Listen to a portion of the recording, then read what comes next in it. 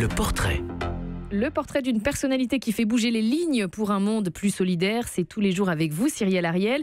Et vous avez rencontré pour nous un entrepreneur franco-malgache qui cultive de la spiruline pour vaincre la malnutrition à Madagascar. Il s'agit d'Erwan Rabené-Vanana.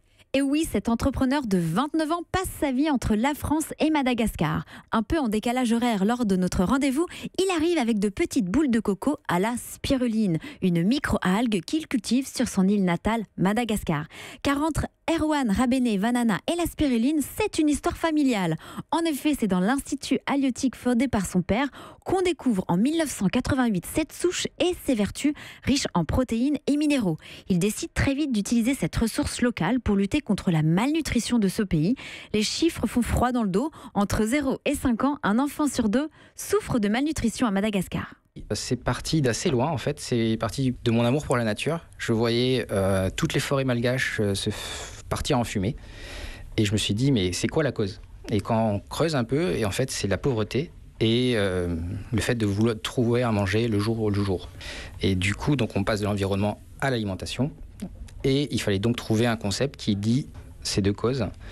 Et lorsque la spiruline est apparue dans mon radar, j'ai tout de suite vu un espoir pour résoudre simultanément tous ces problèmes de pauvreté et d'alimentation. En l'espace de 17 ans, 17 000 personnes sont sorties de la malnutrition à Madagascar.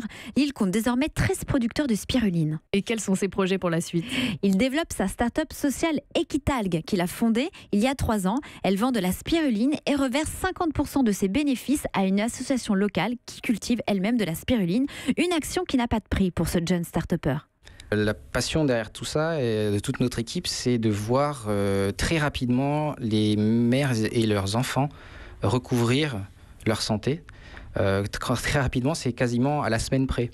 Avec quelques grammes, donc 1 à 3 grammes de spiruline selon l'enfant par jour, eh bien, à la fin de la semaine, il a déjà recouvert un petit peu sa santé. Et à la fin du mois, il est quasiment remis sur pied et le mois d'après...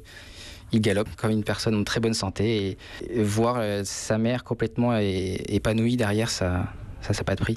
Et la figure inspirante d'Erwan Rabené-Vanana n'est autre que Gunther Paoli, un économiste belge, père de l'économie bleue, c'est-à-dire une économie qui s'inspire de la nature pour faire avec moins. Merci Cyrielle Ariel pour ce portrait.